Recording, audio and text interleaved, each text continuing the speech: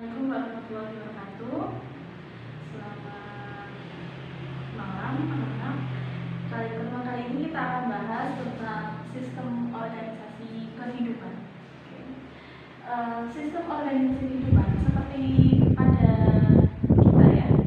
kita pasti tidak luput dengan organisasi. Kalau di dalam kelas pasti ada unit terkecil baru unit terbesar.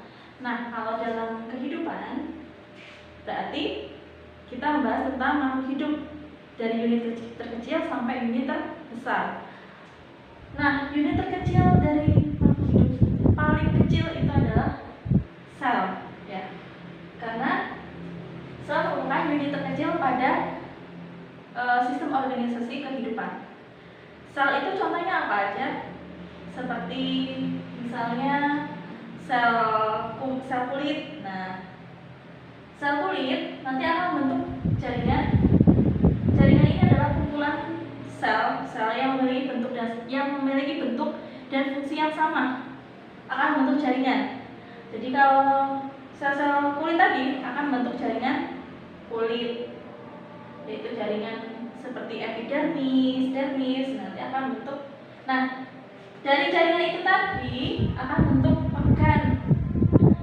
Organ ini merupakan kumpulan jaringan yang membentuk satu fungsi yang sama. Contohnya organ adalah jantung. Jantung itu tersusun dari sel-sel dan membentuk jaringan, ya, jaringan jantung, sehingga membentuk organ. Nah, kumpulan dari organ itu akan membentuk sistem organ. Gak mungkin organ itu berdiri sendiri, pasti akan berinteraksi dengan organ-organ lainnya, sehingga kita bisa hidup, kita bisa bernafas, kita bisa beraktivitas karena adanya koneksi antar organ dalam tubuh kita. Sistem organ contohnya apa? Nah, kayak organ yang maju, darah kita yang memompah, darah kita adalah jantung. Tapi jantung juga berinteraksi sama paru-paru. Ya, paru-paru ini akan mengubah darah itu, membersihkan darah itu dari CO2 menjadi akan kaya oksigen dan akan masuk ke jaringan-jaringan di tubuh kita, sehingga kita dapat beraktivitas, dapat memperoleh energi, memperoleh makanan, itu karena adanya sistem organ. Nah, sistem organ ini akan membentuk organisme. Jadi kita lihat organisme misalnya manusia itu di dalam tubuhnya pasti sudah banyak ya organ-organnya dan membentuk sistem organ pernafasan, organ pencernaan, organ ekskresi, semuanya akan membentuk satu kesatuan menjadi organisme, sehingga kita dapat hidup normal. Nah, kita bahas unit terkecil, berarti kita bahas sel. Sel itu dibagi menjadi dua, prokariot dan eukariot. Ini bedanya hanya di membran inti. Kita bahas prokariot dulu ya. Prokariot itu yang paling sederhana yang dimiliki oleh makhluk kronik, ya, jasad-jasad kronik, mikroba. Nah, itu bentuk selnya adalah sel prokariot. Nah, kita lihat bentuk selnya, DNA-nya itu berupa nukleoid. Jadi DNA-nya ini tidak terbungkus, tidak memiliki bungkus. Terus dia juga makanya tidak memiliki membran inti. Nah, itu DNA-nya tidak dibungkus, ya, namanya nukleoid. Terus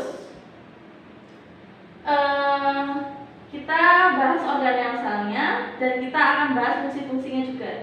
Sitoplasma, seperti kita ketahui, sitoplasma ini berisi cairan sel, ya, yang ada ion-ion, nutrisi, makanan untuk sel itu sendiri. Terus DNA itu fungsinya untuk mengatur sel itu sendiri, yaitu misalnya untuk replikasi, ekspresi gen, itu tugasnya DNA, ya. Nah, dalam DNA pasti tidak luput dengan sintesis protein. Nah, sintesis protein yang kecil-kecil ini adalah protein ya, adalah ribosom ya yang menghasilkan protein. Terus kita bahas membran plasma ini yang membungkus sitoplasma. Nah, terus ada kapsul. Kapsul ini yang membungkus bakteri paling luar. Nah, sebelum kapsul itu ada, setelah kapsul itu ada dinding sel. Dinding sel ini fungsinya untuk proteksi pertahanan mekanik. Terus alat pergerakan dari prokariot adalah flagel ya. Jadi dia bergerak dengan menggunakan flagel. Terus apa yang kecil-kecil yang seperti bulu kecil-kecil ini namanya pilus. Kalau satu pilus, kalau banyak pili. Nah, ini adalah organel sel pada prokariot. Selanjutnya kita akan bahas yang eukariot ya. Eukariot ini sudah masuk makhluk hidup tingkat tinggi seperti kita. Makanya kita lihat DNA-nya sudah terbungkus. Namanya ini adalah nukleus berisi DNA. DNA-nya sudah double helix. Terus ada struktur lagi yang namanya retikulum endoplasma.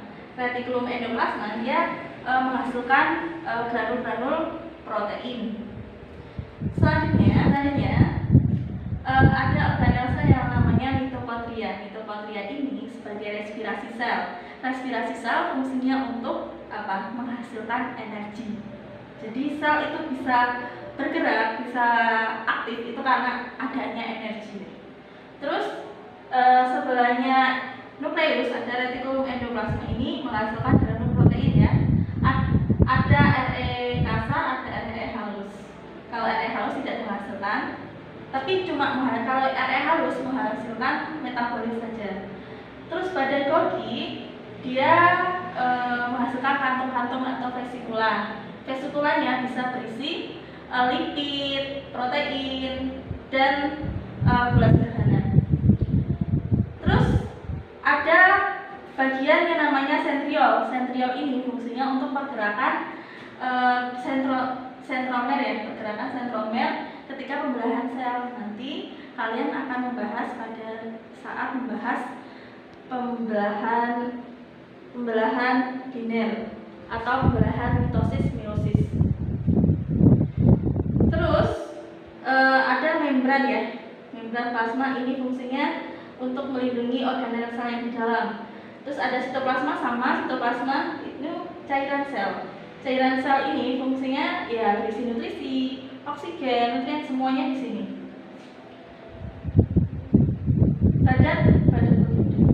Sekian dari materi sistem organisasi kehidupan.